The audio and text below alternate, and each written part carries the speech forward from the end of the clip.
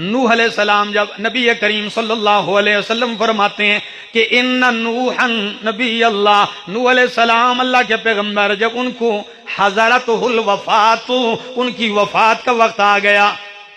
بیٹے کو بلایا، جو زندہ تھے ان کو بلایا، ادھر آؤ،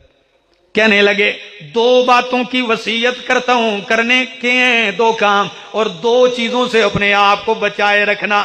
فرمایا او میرا بیٹا، نوح علیہ السلام کی آخری وصیت، فرمایا یہ دو کام کرنے کے ہیں، اوصی کا باللہ الہ الا اللہ۔ پہلی وصیت کس کی وصیت کر رہا ہوں؟ لا الہ الا اللہ کی وصیت کر رہا ہوں، کیونکہ لا الہ الا اللہ کا وزن اتنا ہے کہ ساتوں آسمان ساتوں زمین فی کفۃ واحدہ، ترازو کے ایک پلڑے میں رکھ دیے جائیں، ساتوں آسمان و زمین ایک پلڑے میں اور دوسرے پلڑے میں لا الہ الا